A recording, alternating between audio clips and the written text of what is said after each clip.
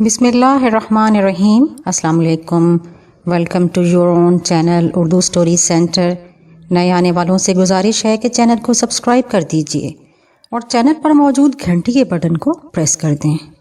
پیش خدمت ہے اردو ناول قلندر ذات کا اگلا حصہ۔ میں نہیں جانتا کہ تم کیا چاہتی ہو، اپنا مسئلہ بتاؤ، شاید تمہاری مدد کر سکوں، کیونکہ میں یہاں آیا ہی اس لیے ہوں۔ اس نے صاف انداز میں کہا، اتنی جلدی بھی کیا ہے، ابھی آئے ہو، کھانا کھاؤ، آرام کرو پھر۔ اس نے خمار بھرے لہجے میں کہنا چاہا تو جسپال نے کہا، اب ہم کون سا کہیں مصروف ہیں، تم بتاؤ، میں سن رہا ہوں۔ نہیں، میری بات چند لفظوں میں تجھے سمجھ نہیں آئے گی۔ ایک کہانی ہے جو تمہیں سننا ہوگی، ممکن ہے وہ تجھے انتہائی بور لگے، اس میں تمہارے لیے کوئی دلچسپی نہ ہو، لیکن وہ کہانی سن کر ہی تم میری بات کو سمجھ پاؤ گے۔ تم بھی یہیں ہو اور میں بھی یہیں۔ یہ کہہ کر وہ لمحہ بھر کو رکی، پھر چونک کر بولی، اگر تمہیں برا نہ لگے تو۔ نہیں، مجھے برا نہیں لگے گا، جسپال نے سکون سے کہا تو وہ مسکرا دی۔ پھر ایک بیڈ روم کی طرف اشارہ کر کے بولی، جاؤ، جا کر ایزی ہو جاؤ، پھر خوب آرام کرو، باتیں تو ہوتی رہیں گی، اس نے کہا اور بوتل کھول کر ایک چھوٹا سا بیگ بنایا اور گلاس تھام کر بیٹھ گئی۔ جسپال اٹھا اور بیڈ روم میں چلا گیا۔ جسپال کی آنکھ کھلی تو شام ڈھل رہی تھی، وہ بے خبر سویا تھا۔ وہ اچھی طرح فریش ہوا، اس نے جین کے ساتھ سفید شرٹ پہنی اور ڈرائنگ روم میں آ گیا۔ وہاں کوئی نہیں تھا۔ وہ کھڑکی میں جا کر کھڑا ہو گیا۔ اتری ہوئی رات کے اندھیرے کو شہر کی روشنیاں دور کرنے کی کوشش کر رہی تھیں۔ فضا میں نمی پھیلی ہوئی تھی، جس کا احساس اسے گہری سانس لینے سے ہوا۔ وہ کچھ دیر وہیں کھڑا رہا، پھر اپنے پیچھے آہٹ پا کر مڑا تو سامنے نیہا کھڑی تھی۔ وہ کافی حد تک فریش لگ رہی تھی، اس کے سلجھے ہوئے گیسو، تر و تازہ چہرہ اور ڈھنگ کی شرٹ کے ساتھ ڈریس پتلون بتا رہی تھی کہ وہ اس وقت ہوش میں ہے۔ تمہیں تو یہاں سے کوئی منظر دکھائی نہیں دے رہا ہوگا نا، اس نے کھڑکی کے باہر دیکھتے ہوئے کہا۔ بالکل، یہاں اس کھڑکی سے پہلی دفعہ باہر جھانک کر دیکھا، لیکن سوائے اندھیرے کے باہر کچھ بھی نہیں ہے۔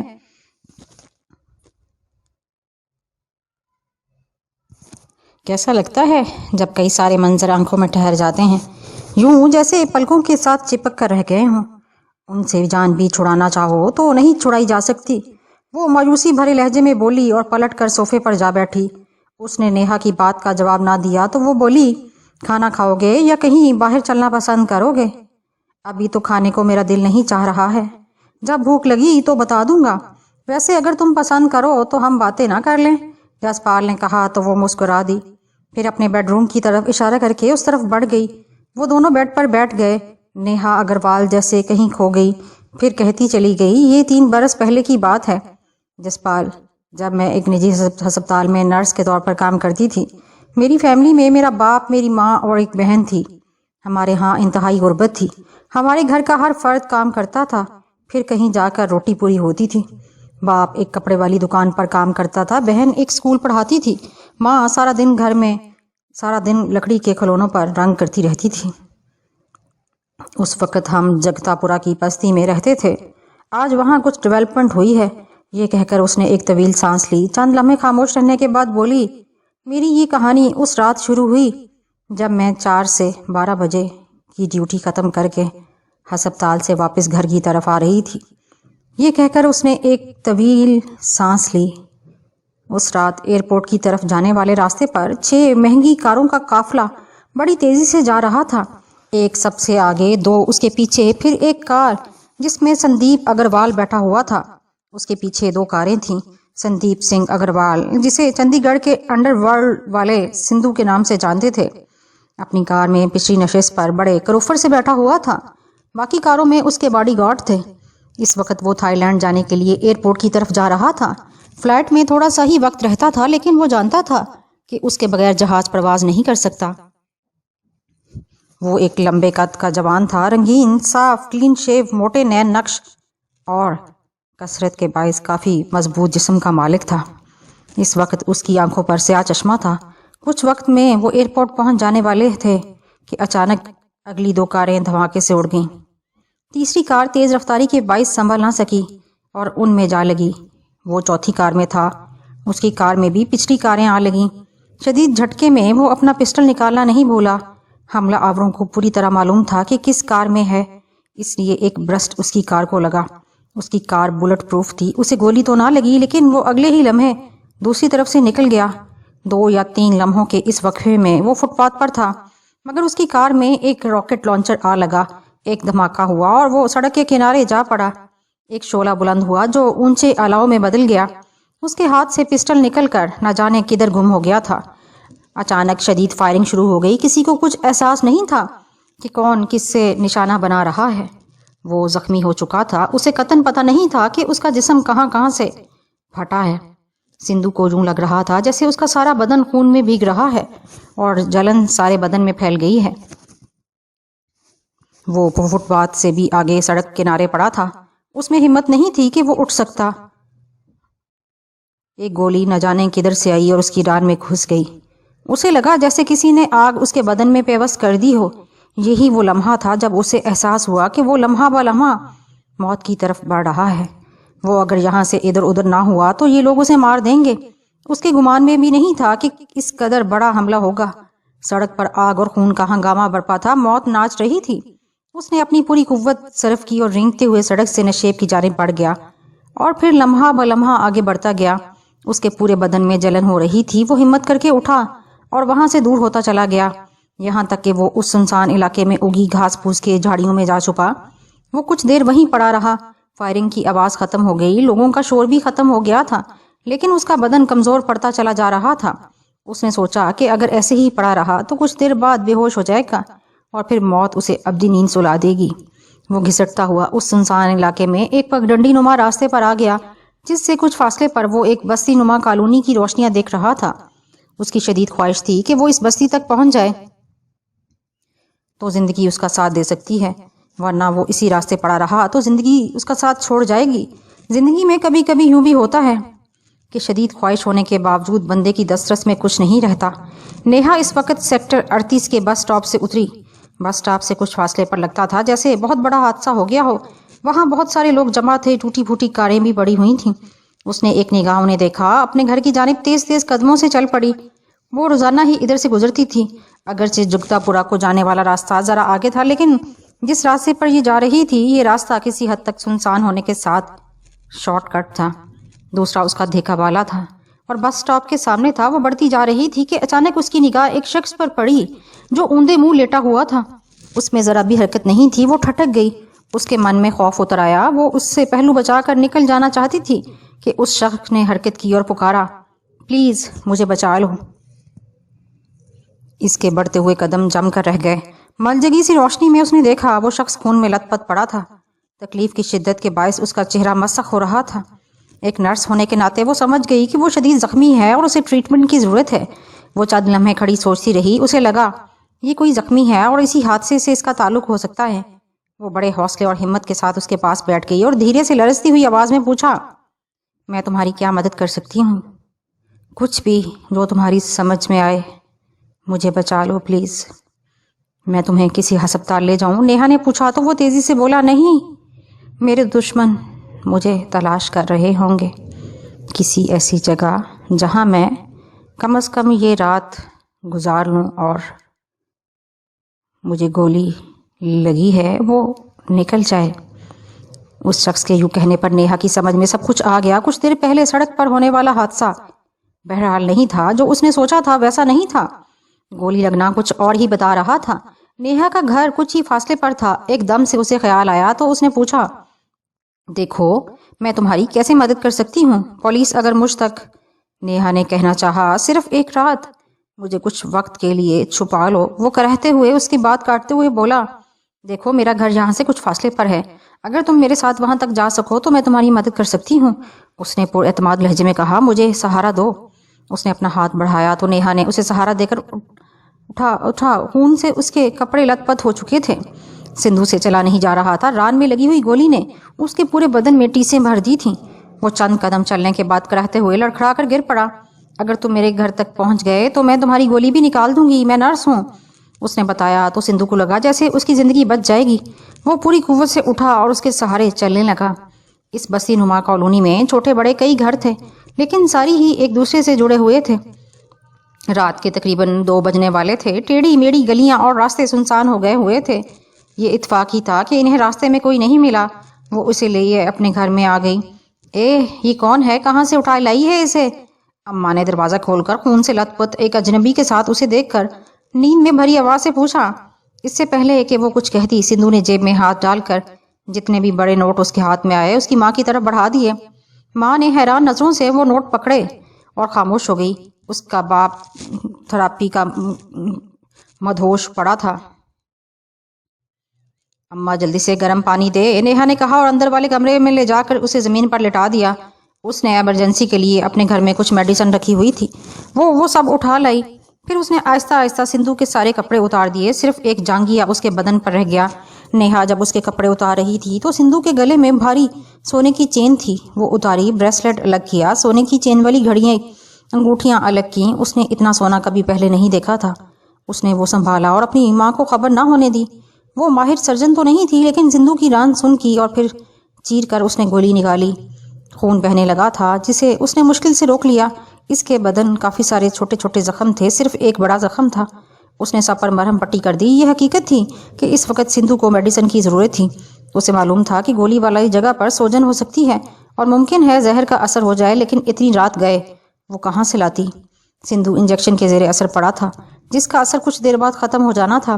اس نے فیصلہ کیا اور کمرے سے باہر صحن میں آ گئی جہاں اس کی ماں پڑی ہوئی تھی۔ ماں، اسے یہیں پڑے رہنے دینا، میں اس کے لیے میڈیسن لے کر آتی ہوں، نیہا نے کہا تو اس کی ماں نے پوچھا، ارے اتنی رات گئے کہاں جاؤ گی؟ پہلے ہی میرا دل ڈر رہا ہے۔ صبح دیکھ لینا۔ نہیں اماں، اسے ضرورت ہے، میں ابھی آتی ہوں۔ یہ کہہ کر اس نے وہی نوٹ اپنی ماں سے لیے اور گھر سے باہر نکل گئی۔ کافی آگے ایک چوراہے پر اسے ایک رکشہ دکھائی دیا۔ رکشے والا رکشے ہی میں پڑا اونگ رہا تھا۔ وہ اس میں جا بیٹھی۔ قریبی ہسپتال کے باہر دکانوں سے اس نے دوائیاں لیں اور اسی رکشے پر واپس آ گئی۔ تب تک صبح کے آثار پیدا ہو گئے تھے۔ اس کا باپ صبح ہی اٹھ کر اپنے کام پر نکل گیا۔ ماں نے اسے سمجھا دیا تھا، اس نے کوئی بات نہیں کی۔ بہن بھی کام پر نکل گئی۔ ماں باہر ہی بیٹھی رہی تاکہ کوئی آنے والا اندر نہ آ سکے۔ دوپہر سے پہلے اسے ہوش آیا تو نیہا نے پوچھا، اب کیسی طبیعت ہے؟ میرے مسیحا کو معلوم ہوگا، اس نے آہستگی سے کہا۔ تو وہ مسکراتے ہوئے بولی، دیکھو تمہیں بہت اچھے ٹریٹمنٹ کی ضرورت ہے، میں نے کوئی علاج نہیں کر دیا۔ زہر پھیل سکتا ہے اور اتنے چھوٹے گھر میں تمہاری موجودگی بارے معلوم بھی ہو سکتا ہے۔ مجھے یہاں سے چلے جانا چاہیے، تم یہی کہنا چاہتی ہو نا؟ اس نے پوچھا۔ ہاں، میں یہی کہنا چاہتی ہوں، تجھے علاج کی زیادہ ضرورت ہے، اس نے سندھو کے چہرے پہ دیکھتے ہوئے کہا۔ ٹھیک ہے، میں چلا جاتا ہوں، لیکن تجھے تھوڑی اور زحمت دوں گا۔ مجھے کپڑے اور ایک ٹیکسی لا دو۔ باپو کے دھلے کپڑے چلیں گے؟ دھوتی کرتا؟ ہاں ہاں چلیں گے، وہ مسکراتا ہوا بولا۔ کپڑے پہن لو تو ٹیکسی بھی آ جائے گی۔ یہ کہہ کر اس نے اپنے باپ کے کپڑے لا دیا اور انہیں پہنانے میں اس کی مدد کی۔ وہ پہن چکا تو بولا، نیہا تم نے میری بہت مدد کی، میری زندگی بچائی۔ میں پلیز اب ان باتوں کو چھوڑو، ماں آ گئی ہے، رکشہ لینے اور آگے جا کر خود ٹیکسی لے لینا، اس نے تیزی سے کہا۔ سندھو نے یہ سنا تو خاموش رہا، پھر عجیب سے لہجے میں پوچھا، نیہا تجھے ڈر نہیں لگا؟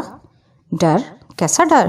یہی اتنے سنسان راستے سے تم آتی ہو، میں خون میں لت پت، کوئی چور گنڈا؟ اس نے پوچھا تو نیہا انتہائی تلخی سے بولی، کاہے کا ڈر؟ پیسہ ہمارے پاس نہیں جو کوئی چھین لے گا، عزت ہے نہیں جو لوٹ لے گا، اور میرا یہ ماحول ایسا ہی ہے جس میں زندگی سسکتی ہے، ہم ساری عمر زندگی سے لڑتے ہیں، نیہا نے کہا اور چونکتے ہوئے بولی، ہاں یہ لو تیرا زیور اور تیرے پیسے اس کپڑے میں ہے، یہ نوٹ مجھے دے دو، باقی تم رکھ لو شکریہ سمجھ کر۔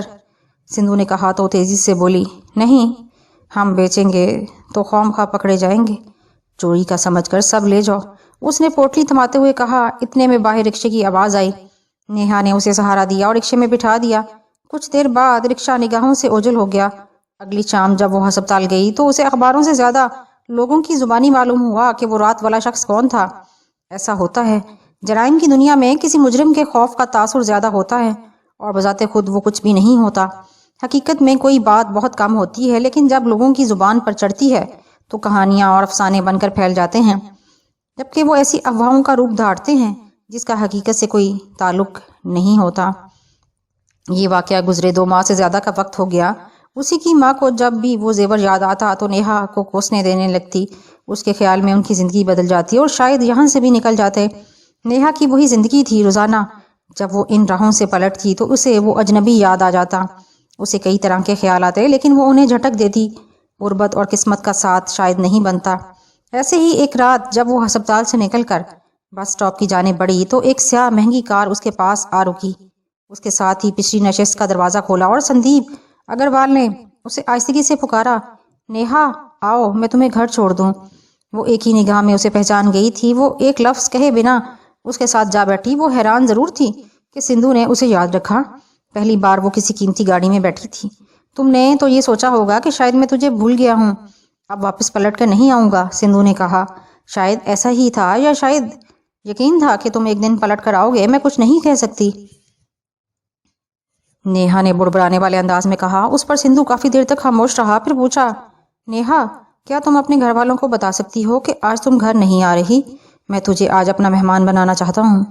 میں اگر تمہارے ساتھ نہ جانا چاہوں تو، اس نے لرزتے ہوئے کہا۔ اس کے ذہن میں سندھو کے بارے میں سنی ہوئی باتیں پھیل گئی تھیں۔ میں تمہارے ساتھ زبردستی نہیں کر سکتا، میں صرف درخواست کر سکتا ہوں تم سے، اسی لیے میں خود آیا ہوں تمہیں لینے کے لیے، اس نے دھیمے سے لہجے میں کہا۔ دوسرے لفظوں میں اس کا یہ مطلب تھا کہ اگر وہ چاہتا تو اسے اپنے بندے بھیج کر اٹھوا بھی سکتا تھا۔ نیہا کچھ دیر سوچتی رہی، پھر ایک طویل سانس لے کے بولی، ٹھیک ہے میں کہہ دیتی ہوں۔ اس نے اپنی بہن کو فون کر کے بتا دیا کہ اسے دوہری ڈیوٹی کرنا ہوگی، اس لیے وہ کل دوپہر ہی کو آ سکے گی۔ سندھو اسے اپنے ساتھ لے گیا۔ وہ ایک عالیشان گھر تھا، پورچ میں کافی ساری گاڑیاں کھڑی ہوئی تھیں۔ وہ اس کے ساتھ سہمی ہوئی ڈرائنگ روم میں چلے گئی، وہاں وہ عورتیں کھڑی تھیں۔ سندھو نے نیہا کی طرف اشارے کرتے ہوئے کہا، اسے لے جاؤ اور فریش کر کے لاؤ۔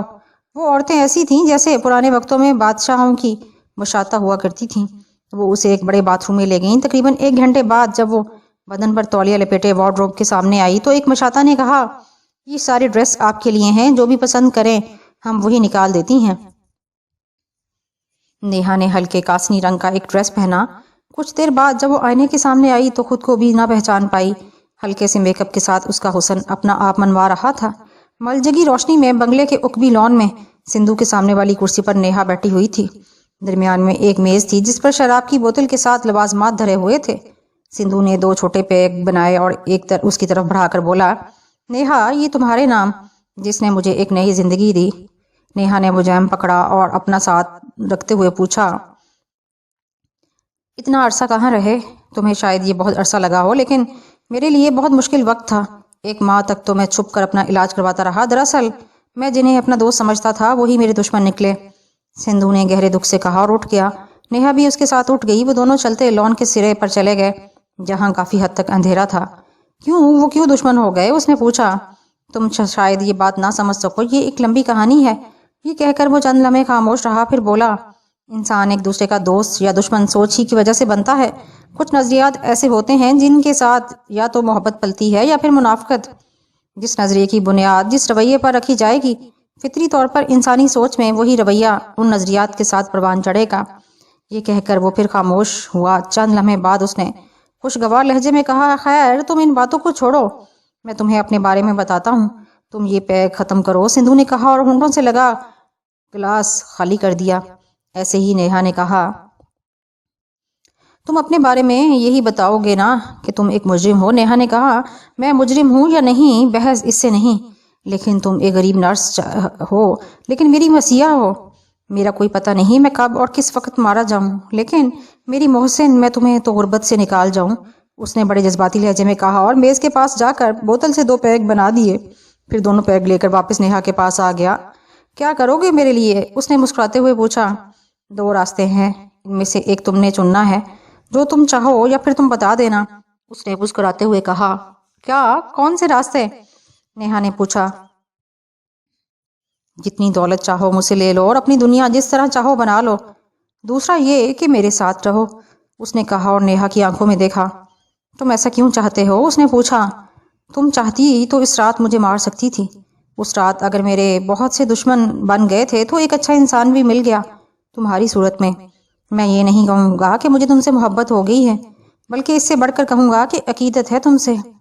میری صرف ایک خواہش ہے کہ تم ایک سکون اور خوشی بھری زندگی گزارو۔ تمہارے یہ لفظ مجھے نہیں بھول رہے۔ کاہے کا ڈر؟ پیسہ ہمارے پاس نہیں جو کچھ چھین لے گا، عزت ہے نہیں جو لوٹ لے گا، اور میرا یہ ماحول ایسا ہی ہے جس میں زندگی سسکتی ہے اور ہم ساری عمر زندگی سے لڑتے ہیں۔ سندھو، جیسے تم کہو، نیہا نے اچانک کہا۔ اور اس کے گلے لگ کر شدت سے رونے لگی۔ وہ اسے تھبکتا رہا۔ کافی دیر بعد اس نے نیہا کو الگ کیا اور بولا، اب نہیں رونا، واہ گرو سب ٹھیک کر دے گا، آؤ کھانا کھاتے ہیں، پھر ساری رات پڑی ہے باتوں کے لیے۔ اگلے دن نیہا کی آنکھ کھلی تو دن چڑھ آیا تھا۔ اسے یوں لگ رہا تھا کہ جیسے وہ خواب کی سی کیفیت میں ہے۔ اگلے چند دنوں میں اس کی زندگی ہی بدل گئی۔ اس نے ایک بڑی رقم دے کر اپنے والدین کو سمجھا دیا کہ وہ اب نوکری کر رہی ہے اس میں وقت کا کوئی تعین نہیں۔ والدین بھی سمجھ گئے کہ چڑیا اب گھونسلے سے اڑ گئی ہے۔ نیہا کو سندھو کے ساتھ رہتے ہوئے 1 سال سے بھی زیادہ ہو گیا۔ اس دوران نہ جانے وہ کن ملکوں میں گئی اور کیا کچھ دیکھتی رہی۔ سندھو بنیادی طور پر بہت اچھا انسان تھا۔ حالات اور خاص طور پر بھارت میں سکھوں کے ساتھ جو ہو رہا ہے اس کے رد عمل میں سندھو جیسے کئی لوگ پیدا ہو چکے ہیں۔ بظاہر اس کا امپورٹ ایکسپورٹ کا بزنس تھا، لیکن اصل میں وہ جرائم کی دنیا میں بہت آگے تک نکل چکا تھا۔ اس کی اصل طاقت ببر خالصہ یا سکھ لبریشن فرنٹ جیسی ایک سکھ تنظیم تھی جو سامنے نہیں تھی لیکن سکھوں کے اتحاد کے لیے پوری طرح کام کر رہی تھی۔ وہ ایک کاروباری نیٹ ورک تھا جس کے سائے میں وہ خاموشی کے ساتھ اپنا کام کرتے چلے جا رہے تھے۔ مختلف ملکوں اور حکومتی ایوانوں میں رسائی کے باعث وہ مضبوط اور طاقتور تھے۔ نیہا کے ذہن میں بھی کبھی نہیں تھا کہ وہ فلمی ہیروئن بنے گی۔ ایک دن ایسے ہی مذاق میں بات چلی، اس نے ایک مشترکہ فلم پروڈیوسر دوست نے کہا کہ نیہا تو فلمی ہیروئن بن لگتی ہے، کیوں نہ اسے لے کر فلمی بنائی جائے۔ اسی دن طے ہو گیا کہ وہ بھارت کی پنجابی فلم میں ہیروئن ہوگی۔ اس دن سے پہلے اس کا نام کچھ اور تھا اور نیہا اگروال اسی دن رکھا گیا تھا۔ نیہا کی پہلی ہی فلم ہٹ ہو گئی۔ اگلے 2 برس میں وہ بھارتی پنجابی فلم کی مقبول اور مصروف ہیروئن بن گئی۔ اس دوران سندھو کے اس کا ساتھ ویسے ہی رہا اور سندھو نے اپنی تنظیم کے لیے اس سے بہت سارا کام لیا۔ ایک عام لڑکی شاید وہ کچھ نہ کر سکتی جو نیہا نے کیا۔ سندھو اور نیہا نے شادی تو نہیں کی لیکن ایک انجانا اٹوٹ رشتہ ان میں موجود تھا۔ سندھو کا جو بھی مقصد تھا وہی اب نیہا کا تھا۔ ان کے لیے دولت کوئی مسئلہ نہیں تھی۔ یوں زندگی کے سفر پر اپنا مقصد لیے چلتے چلے جا رہے تھے۔ مختلف سکھ تنظیموں کے 5 لڑکے سندھو کی سرپرستی میں پنجاب کے ایک گردوارے میں مذہبی تعلیم کے ساتھ تربیت حاصل کر رہے تھے۔ ان کا تعلق بیرون ملک سے تھا۔ ایک سکھ گیانی اور ان کے تمام تر دیکھ بھال کر رہا تھا۔ سکھ پنتھ میں 5 پیاروں کی بڑی اہمیت ہے۔ اسی نسبت سے ان 5 لڑکوں کو ایک بڑے مقصد کے لیے تیار کیا جا رہا تھا۔ یہاں سے بنیادی مذہبی تعلیم لینے کے لیے انہیں کینیڈا لے جایا جانا تھا۔ وہاں انہیں جدید علوم کی تربیت دی جانی تھی۔ وہ 5 لڑکے تعلیم مکمل کرنے کے بعد اپنی جان وار دینے کا حلف دے چکے تھے۔ چند دن بعد انہوں نے کینیڈا چلے جانا تھا۔ سندھو ان کی روانگی کے انتظامات میں لگا ہوا تھا کہ اچانک سندھو سمیت وہ 5 لڑکے غائب ہو گئے۔ نیہا اور سندھو کے ساتھیوں نے جب ان کی تلاش شروع کی تو انہیں بھی قتل کی دھمکیاں ملنے لگیں۔ چند ہی دنوں میں اس کے بہت سارے ساتھی مارے گئے۔ خطرہ کچھ زیادہ ہی بڑا تو نیہا سمیت اس کے گینگ کے سارے لوگ زیر زمین چلے گئے۔ وہ کون لوگ تھے جنہوں نے سندھو کا سب کچھ تباہ کیا؟ کچھ پتا چلا؟ جسپال نے پوچھا تو نیہا بیڈ پر پھیلتے ہوئے بولی، پہل تو بالکل ہی پتا نہ چلا کہ وہ کون لوگ تھے، لیکن پھر آہستہ آہستہ معلوم ہو گیا کہ بھارتی خفیہ ایجنسی را کے لوگ تھے۔ ان کی مدد سنگھ پریوار کے مقامی لوگوں نے کی۔ ان لڑکوں کی ایسی کیا تربیت ہو رہی تھی کہ را والوں کو اتنا بڑا آپریشن کرنا پڑا؟ جسپال نے الجھتے ہوئے پوچھا۔ ان 5 لڑکوں کو اس لیے تیار کیا جا رہا تھا کہ بھارت میں ان سیاستدانوں کو ختم کرنا ہے جو کسی نہ کسی صورت میں سکھ نسل کو ختم کرنے کے در پہ ہیں۔ اس کے علاوہ آئندہ آنے والے الیکشن میں سکھوں کی تمام حریت پسند تنظیمیں اپنا امیدوار کھڑا کرنے والی تھیں۔ یہ طے ہو گیا تھا۔ چونکہ پنجاب میں مسلمان بھی ہیں، ان سے سیاسی سطح پر بات ہو رہی تھی اور یہ سب سندھو کی سرپرستی میں ہو رہا تھا۔ نیہا نے ایک طویل سانس لے کر کہا، وہ حملہ جس میں تم اسے ملی تھی وہ کس نے کیا تھا؟ اس بارے میں کبھی تمہیں پتا چلا؟ جسپال نے اس کی آنکھوں میں دیکھتے ہوئے پوچھا۔ بنیادی طور پر وہ بھی راہی کا تھا، لیکن سندھو کے بندے توڑ کر وہ اس سے اپنے مقاصد حاصل کرنا چاہتے تھے۔ تو اب تم کیا چاہتی ہو؟ جسپال نے پوچھا۔ سندھو اور ان 5 لڑکوں کی واپسی۔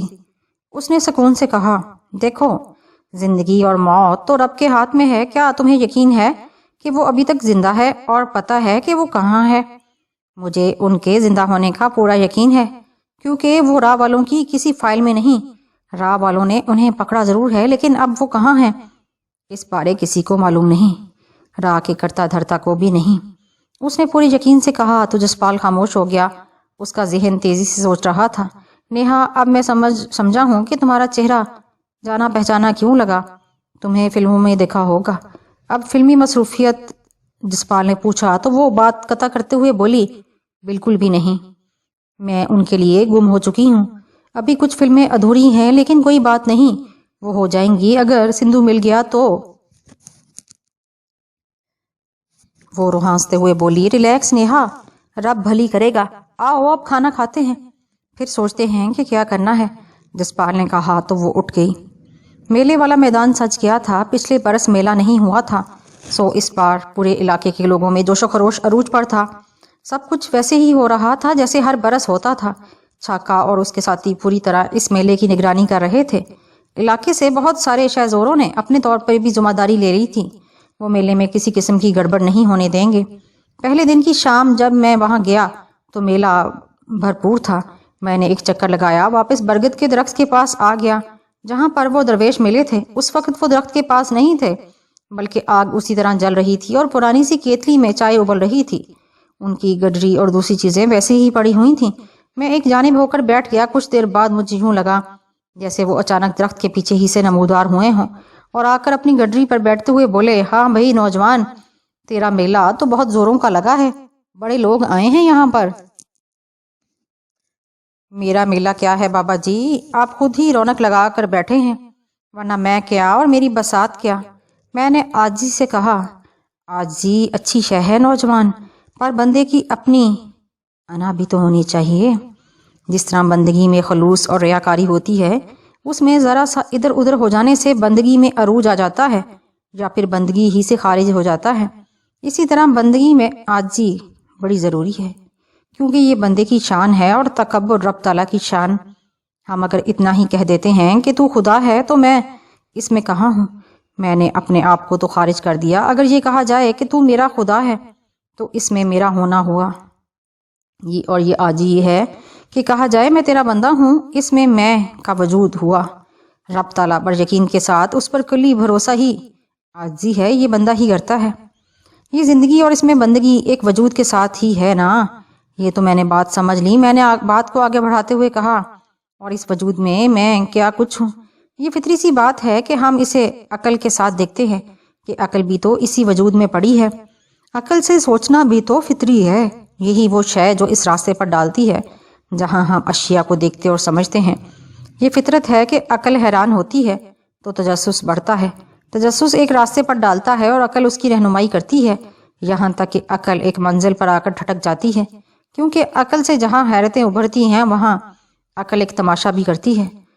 وہ تماشے کیا بابا جی؟ میں نے تجسس سے پوچھا تو وہ ہلکا سا مسکرائے اور بولے، عقل ہر وقت ایک نیا بت گھڑنے میں مصروف رہتی ہے۔ یہ ہمارے ارد گرد جو نت نئے بت وجود میں آتے ہیں، یہ عقل ہی کی تو گھڑ رہی ہوتی ہے۔ اب کسی بت کا ظاہری وجود ہے اور کسی کا ظاہری وجود نہیں۔ عقل بت خانہ سجائے بیٹھی ہے، یہاں تک کہ کوئی ابراہیم آ جاتے ہیں اور وہ بت خانہ ٹوٹ جاتا ہے۔ اب دیکھو عقل کی منزل کہاں پر ظاہر ہوتی ہے اور عشق اپنی تمام تر جولانیاں کہاں دکھاتا ہے، یہاں تک کہ اس حلقہ آفاق میں جو گرما گرمی ہے، یہ کس کے دم سے ہے؟ اسی انسانی وجود سے۔ بابا جی جہاں تک میں سمجھ چکا ہوں، انسان اپنے ہی خیالات سے بت گری کرتا ہے اور اسی میں ہی بت خانہ ختم ہو جاتا ہے۔ میں نے بات سمجھتے ہوئے اسے دہرایا، یہ نہیں سمجھو گے کہ عقل کے بت کون سے ہیں؟ عورت کی خواہش، لالچ، تکبر، حکومت، حسد، یہ سب عقل میں بتوں کی طرح نصب ہو جائیں تو وجود بت خانہ بن جاتا ہے۔ اور بت خانوں میں کیا ہوتا ہے کیا تم نہیں جانتے؟ انہوں نے دھیمے انداز میں کہا تو میں سر ہلا کر رہ گیا، پھر جواب دیتے ہوئے کہا، وہاں تو پھر بت پرستی ہوگی۔ ایک دوسری طرح کے بت بھی ہوتے ہیں، وہ نظریات ہیں۔ اپنے طور پر نظریہ گھڑ لیا اور پھر اس پر ڈٹ گئے۔ اب اس سے کیا ہوتا ہے اور کیا نہیں ہوتا، یہ ایک الگ سی بحث ہوگی، مگر یہ دیکھو تمام فلسفے اور نظریات بھی تو اسی صورت میں سے ہوتے ہیں جو انسانی وجود میں ہے۔ یہ تو ہے، میں نے تیزی سے کہا۔ ابھی تم نے پوچھا کہ زندگی کے یہ تماشے، یہ کہہ کر انہوں نے میری طرف دیکھا اور بولے، زندگی کیا ہے؟ پہلے تو یہ سمجھنا ہوگا، زندگی کو تسخیر کرنے کے عمل کو ہی زندگی کہتے ہیں۔ زندگی کو تسخیر کیا کیسے جاتا ہے بابا جی؟ میں نے پوچھا تو ہولے سے ہنس دیے، پھر میری طرف پرشوق نگاہوں سے دیکھ کر بولے، اپنے آپ کو تسخیر کر لو، زندگی خود بخود تسخیر ہو جائے گی۔ اتنا بھی نہیں سمجھتے ہو کہ تم خود زندگی کے مظہر ہو، خود زندگی ہو جو رب تعالیٰ نے تمہیں تفویض کر دی ہے۔ یہ کہہ کر انہوں نے آنکھیں بند کر لی۔ کتنی دیر تک وہ اسی کیفیت میں رہے۔ اس دوران میں نے میدان کی جانب دیکھا۔ میلہ اپنے بھرپور انداز میں سجا ہوا تھا۔ وہ میدان جہاں سارا سال اندھیرا چھائے رہتا تھا، اس رات برقی کمکموں سے یوں روشن تھا جیسے دن چڑھا ہو۔ وہ درویش آنکھیں بند کیے پڑے رہے۔ کافی دیر گزر جانے کے بعد بھی انہوں نے توجہ نہ کی تو میں اٹھا اور واپسی کے لیے چل دیا۔ میں گھر آیا تو اماں کی سہنی موجود تھی۔ میں ہاتھ منہ دھو کر کھانے کے لیے بیٹھا تو اماں نے کہا، حویلی میں جا کر کھاؤ، تانی کئی بار تمہارا پوچھ چکی ہے، آج نہ جانے کیوں وہ بہت اداس لگ رہی ہے، اس کی دلجوئی کرو جا کر۔ میں چند لمحے اماں کی طرف دیکھتا رہا، پھر سہنی کی طرف دیکھا جس کا آدھے سے زیادہ چہرہ آنچل میں چھپا ہوا تھا۔ وہ سر جھکائے بیٹھی تھی۔ اس نے ایک لفظ نہیں کہا۔ میں اٹھا اور باہر کی جانب چل دیا۔ تانی اب کافی حد تک ٹھیک ہو گئی تھی۔ وہ اب اپنے سہارے اٹھ بیٹھ جاتی تھی۔ جب سے تانی واپس نور نگر آئی تھی میں نے اس کی بھرپور نگہداشت کی تھی۔ تانی اسی میں خوش تھی کہ میں اس کے آس پاس ہوں اور میلے کے انتظامات کو بھی نظر انداز کر دیا تھا۔ تانی ایک کمرے میں دھیمی روشنی کیے پڑی تھی۔ میں نے جا کر کمرہ روشن کیا تو میری نگاہ اس کے چہرے پر پڑی۔ تانی نے تیزی سے یوں اپنے آنسو پونچھے جیسے اس کی چوری پکڑی گئی ہو۔ اس نے ایک سیاہ ٹراؤزر پر سفید کرتا پہنا ہوا تھا اور اس کے پاس ہی بیڈ پر بیٹھ گیا تو وہ اٹھ کر بیٹھنے کی کوشش کرنے لگی۔ میں نے اسے منع نہیں کیا۔ میں یہ دیکھنا چاہتا تھا کہ وہ کس حد تک ٹھیک ہے۔ وہ سکون سے بیٹھ گئی تو میں نے دھیمے سے پوچھا، تانی کیا بات ہے، کیوں رو رہی ہو؟ میرے یوں پوچھنے پر اس نے میری طرف حیرانگی سے دیکھا اور بولی، تمہیں کس نے کہا کہ میں رو رہی ہوں؟ یہ تو ایسے ہی آنکھوں میں چبھن ہو رہی ہے۔ اچھا تم ایسا کرو، اٹھو، میں تمہیں ایک اچھا سا سوٹ دیتا ہوں، وہ پہنو، ہم میلے پر گھوم کر آئیں۔ میں نے اس کا ہاتھ پکڑ کر کہا، سوٹ میں نکال کر پہن لیتی ہوں لیکن میلے پر نہیں جا پاؤں گی۔ یہ جو فائر لگا ہے اس کا زخم ابھی ٹھیک نہیں ہوا، بے احتیاطی کی تو۔ اس نے کہا تو میں نے اس کی بات قطع کرتے ہوئے کہا، چلو اٹھو تو صحیح، ایک لڑکی دکھائی دو، پھر کھانا کھاتے ہیں اور گپے لگاتے ہیں۔ جی ٹھیک ہے، یہ کہتے ہوئے وہ اٹھ گئی۔ میں کمرے سے باہر آ گیا۔ سارا اپنے بیٹے مراد کے ساتھ اپنے کمرے میں تھی۔ میں نے وہاں موجود ملازم سے کہا کہ وہ ہمارا کھانا چھت پر لگا دے۔ میں ڈرائنگ روم میں ہی تھا کہ تانی آف وائٹ کلر کے سوٹ پہنے وہاں آ گئی۔ آؤ اوپر چلتے ہیں، چھت پر وہیں کھانا کھائیں گے، مجھ سے شاید سیڑھیاں۔ اس نے کہا ہی تھا کہ میں نے اسے اپنے بازوں پر اٹھا لیا۔ اس کا چہرہ میرے چہرے کے قریب تھا۔ میں نے دیکھا اس کے ہونٹوں پر ایک دم سے مسکراہٹ پھیل گئی۔ اس نے اپنے بازو میری گردن کے گرد حمائل کر دیے۔ میں اسے بازو میں بھر کر سیڑھیاں چڑھتا چلا گیا۔ وہ مسلسل میری طرف دیکھ رہی تھی۔ ملازم نے چارپائی نکال کر بستر لگا دیا تھا۔ چھت پر لا کر میں نے اسے بستر پر بٹھا دیا اور خود سامنے والی کرسی پر بیٹھ کر میلے کی رودات سنانے لگا۔ وہ سنتی رہی۔ کھانا بھی کھا لیا۔ اس دوران اس کا موڈ خاصا خوشگوار ہو گیا۔ چائے کے مگ دیکھ کر جب ملازم چلا گیا تو میں نے تانی سے پوچھا، سچ بتانا تانی، کیوں افسردہ تھی تم؟ کسی نے کچھ کہا یا کسی کی کوئی بات بری لگی یا؟ نہیں ایسا کچھ نہیں۔ ایسا سوچنا بھی مت، مجھے یہاں سے بہت پیار ملا ہے کہ میں ساری زندگی کا پیار بھی جمع کر لوں تو بھی اس کے برابر نہیں۔ ایسا کچھ نہیں جمال، تو پھر تم اداس کیوں ہو؟ میں نے پوچھا تو ایک دم سے مصرف ہو گئی۔ اس نے اپنے چہرے پر ہاتھ پھیرا، پھر بالوں میں انگلیاں پھیر کر زور سے آنکھیں بند کی اور ایک طویل سانس لے کر بولی، جمال مجھے ڈر لگتا ہے کہ تم لوگ مجھ سے نفرت نہ کرو، مجھے خود سے الگ نہ سمجھو پلیز۔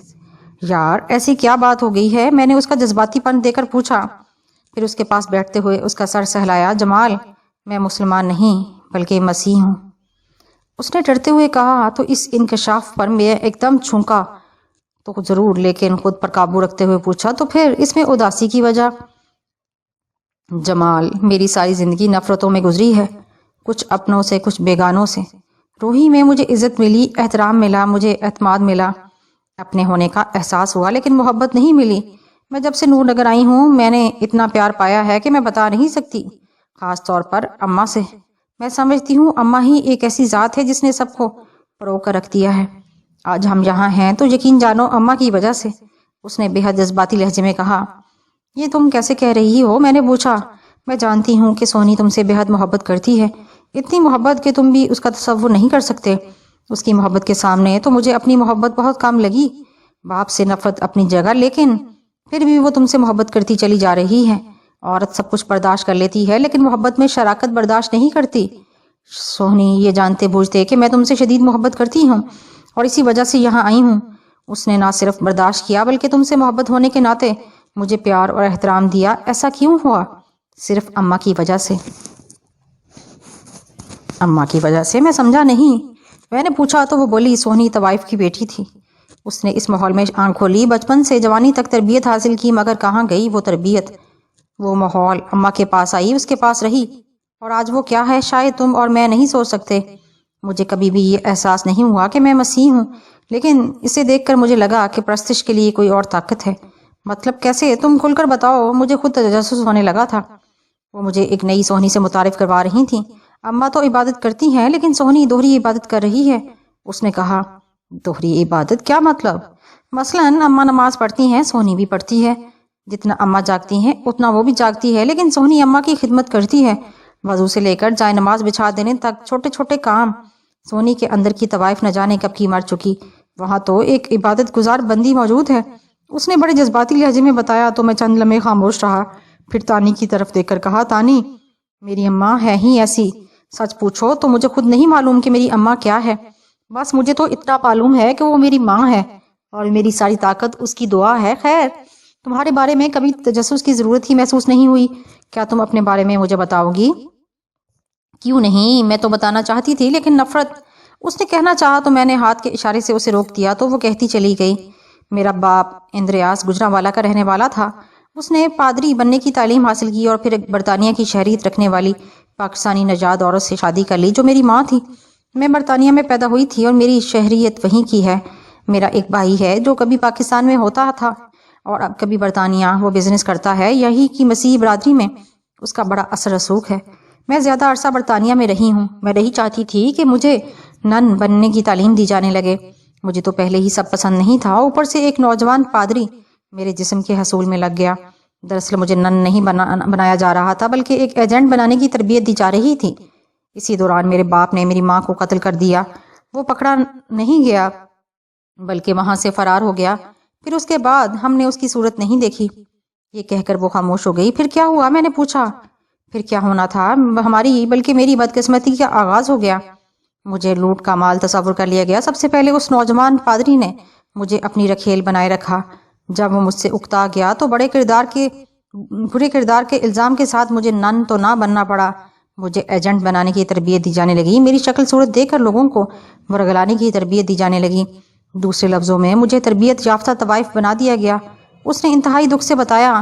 روحی کیسے پہنچی؟ میں پاکستان میں مجھے چھوڑا گیا اور یہاں کے کئی سیاستدانوں کو اپنے مقصد کے لیے استعمال کرنے کا ٹارگٹ دیا گیا اور میں کرتی رہی۔ میں چند سیاستدانوں کے بارے میں تو پوری تفصیل سے بتا سکتی ہوں، کون کیا ہے۔ اسی دوران مجھے ایک ابھرتے ہوئے سیاستدان کا ٹاسک دیا گیا، ظفر سیال تھا نام اس کا۔ میں اس کے قریب ہوئی لیکن وہ میرے ہتھے نہ چڑھ سکا، اس کا کردار بہت مضبوط تھا۔ مجھے اس کے قتل کر دینے کا کہا گیا، میں نے اسے قتل نہیں کیا بلکہ اسے ساری صورتحال بتا دی۔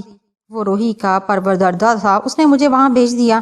مہر خدا بخش نے مجھے بہت عزت دی، میں نے جو سیکھا تھا وہی سب وہاں سکھا دیا، جیسے تم نے نشانہ بازی کا تحفہ وہاں دیا۔ دیکھو، یہ راز تمہارے اور میرے درمیان ہی رہے گا، تم کیا تھی اور کیا ہو یہ کسی کو معلوم نہیں ہونا چاہیے، تمہیں یہاں عزت ہی ملے گی، میں نے اسے اپنے ساتھ لگاتے ہوئے کہا، پھر اسے الگ کر کے اس کی آنکھوں میں یقین دلایا۔ وہ ایک دم سے رو پڑی، پھر بولی، جمال، کس قدر ذلیل ہوتی ہے یہ عورت جب اسے لوٹ کا مال سمجھ لیا جائے، لیکن اب نہیں ہو، یہاں رہو ہماری ساتھ فیملی ممبر بن کر، باقی سب بھول جاؤ۔ میں نے کہا تو اس نے آنسو پونچھ لیے، پھر اس کے بعد ہم دیر تک بیٹھے روحی کو یاد کرتے رہے۔ صبح کا سورج طلوع ہو گیا تھا، جسپال بیدار ہوا اور کتنی دیر تک بڑا سوچتا رہا کہ سندیپ اگروال عرف سندھو کو کہاں تلاش کرے۔ اسے غائب کرنے والی بھارت کی ریاستی خفیہ تنظیم را تھی۔ اسے یہ تو اعتماد تھا کہ یہاں کام کے لیے وہ اکیلا نہیں ہوگا، اسے لوگ مل جائیں گے، مگر وہ کس سے کیا کام لے؟ اگر یہ معلوم ہوتا کہ سندھو کہاں ہے تب کوئی پلاننگ کی جا سکتی تھی۔ اسے تو یہ بھی معلوم نہیں تھا کہ وہ بھارت میں بھی ہے یا نہیں، یہ بھی یقین نہیں تھا کہ وہ زندہ بھی ہے، اسے مر کر اس کا وجود ہی ختم کر دیا گیا ہو، پھر چاہے ساری عمر ٹامک ٹوئیاں مارتا رہے، سندھو اسے کہاں ملتا؟ یہ سوچتے ہوئے اچانک اسے خیال آیا، یہ سب کہیں اس کے لیے دھوکہ تو نہیں؟ اسے خام خواہ ایک ٹاسک دے دیا گیا جس کا سرے سے کوئی وجود ہی نہیں۔ وہ ایک دم سے بے چین ہو گیا، اگر جسوندر نے ایسا کیا تو یہ بہت غلط کیا تھا، کیا اسے اب وہ اس کا دوست نہیں رہا اور اسے بڑے آرام سے راستے سے ہٹا دینا چاہتا ہے؟ جسپال کو بہترے ایسا خیال آتے چلے گئے، ایک دم سے اسے ایسے لگا جیسے وہ اگر یہاں کچھ دیر اور پڑا رہا تو کنوتی ہو جائے گا، لہٰذا اسے یہاں سے اٹھ جانا چاہیے۔ وہ اٹھا اور کچن کی طرف چل دیا۔ اس نے چائے کا پانی دھرا تھا کہ گرمیت کسی جن کی طرح آ گیا۔ او بھائی جی مجھے بتاؤ، میں آپ کو چائے دے کر آتا ہوں۔ میں نے کہا تمہیں تکلیف دینی ہے یار، جسپال نے کہا تو وہ تیزی سے بولا، وہ نہیں بھائی جی آپ بیٹھ جا کر، میں لاتا ہوں چائے، میڈم تو ابھی دیر سے اٹھیں گی، آپ ناشتہ کہو تو وہ بھی بنا دیتا ہوں، ابھی چائے ہی لے آ۔ یہ کہہ کر جسپال اپنی بالکنی میں جا کر کھڑا ہو گیا۔ وہ باہر کے ماحول کا جائزہ لے رہا تھا کہ گرمیت چائے لے کر آ گیا۔ جسپال نے سپ لے کر کہا، یار چائے تو تم نے اچھی بنائی ہے۔ یہ کہہ کر وہ چند لمحے خاموش رہا، پھر پوچھا، یار گرمیت تو نے کبھی سندھو صاحب کو دیکھا ہے؟ کیوں نہیں بھائی جی، چھوٹا سا تھا جب میں ان کے پاس آیا تھا، پھر یہیں پلا بڑا، اس نے تیزی سے بتایا۔ تو وہ ایک دم سے چونکتے ہوئے بولا، دیکھ تجھے معلوم ہے کہ میں یہاں کیوں آیا ہوں؟ تیری میڈم کو تو صرف اتنا معلوم ہے کہ سندھو کا کچھ پتہ نہیں، اب ہمیں تلاش کرنا ہے، تو مجھے یہ بتا سکتا ہے کہ تجھے کس پر شک ہے؟ جسپال نے پوچھا، اگر مجھے معلوم ہوتا نا تو سندھو صاحب کو اپنی جان دے کر بھی لے آتا۔ اس نے حسرت بھری نگاہوں سے اسے دیکھا اور بولا، چل تو مجھے یہ بتا کہ سندھو کو سب سے زیادہ کس پر اعتماد تھا؟ وہ اپنے اہم مشورے کس سے کرتا تھا؟ جسپال نے پوچھا، ہاں یہ میں بتا سکتا ہوں، یہیں چندی گڑھ کا ہی ایک نوجوان ہے سندھو صاحب، جتنی عمر تھی اس کی، نام اس کا ہے سردار کلیان سنگھ، لیکن سب اسے کولی کہتے تھے۔ تھے کا کیا مطلب؟ جسپال نے چونک کر پوچھا۔ بزنس تو وہ پہلے ہی کرتا تھا، اب اس کا بزنس بہت بڑھ گیا ہے، بڑا آدمی ہے، اب اسے سارے کلیان سنگھ ہی کہتے ہیں، گرمیت نے بتایا۔ یہیں چندی گڑھ میں ہوتا ہے یا اس نے جان بوجھ کر فکرہ ادھورا چھوڑ دیا؟ ارے یہاں ہوتا ہے جی، یہاں کی سیاست میں بڑا نام ہے اس کا، سندھو صاحب سے جب دوستی تھی تب بھی سیاست میں اس کا نام بولتا تھا، اس نے تیزی سے بتایا۔ اچھا تو تم کیا سمجھتے ہو کہ سندھو کا سب سے بڑا دشمن کون تھا؟ اس نے پوچھا۔ کئی سارے تھے، کوئی ایک تھا؟ حکومت کے لوگ اس کے پیچھے تھے، انڈر ورلڈ کے لوگ الگ، کاروباری دشمن الگ، کوئی ایک نام تو نہیں ہے، گرمیت نے بتایا۔ اچھا تو ایسا کر، بہترین ناشتہ بنا، میں اتنے میں تیار ہوتا ہوں۔ اس دوران تو نے یہ سوچنا ہے کہ سندھو کا سب سے بڑا دشمن کون تھا اور وہ کہاں پایا جا سکتا ہے، بس اتنا یاد کر کے بتا، جسپال نے اسے خالی مگ دیتے ہوئے کہا۔ تو وہ سر پھیلاتے ہوئے پلٹ گیا۔ جسپال نے ایک سرا پکڑ لیا تھا، اسے اس سے غرض نہیں تھی کہ اس کے آخر میں کچھ ملتا بھی ہے یا نہیں، اسے تو کوشش ہی کرنا تھی۔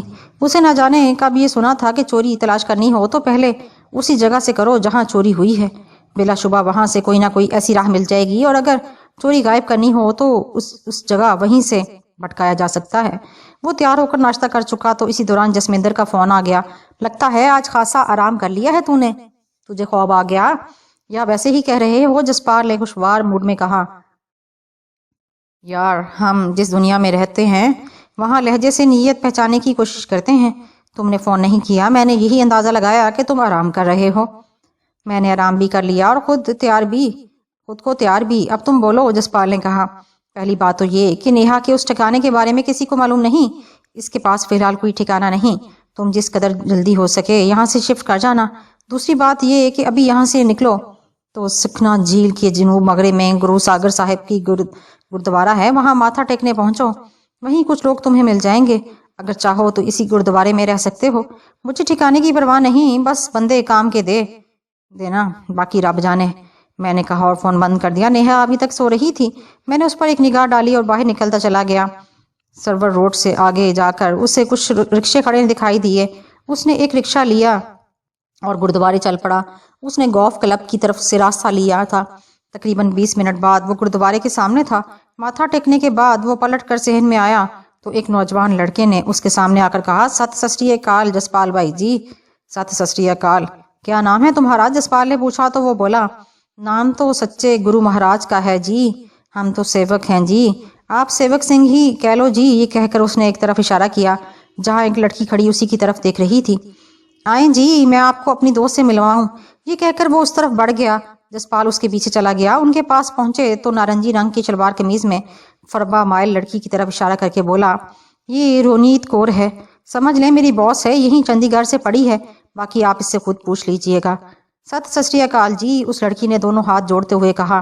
جسپال نے اس کے چہرے کی طرف دیکھا، اس کی آنکھیں زیادہ روشن اور باتیں کرنے والی تھیں۔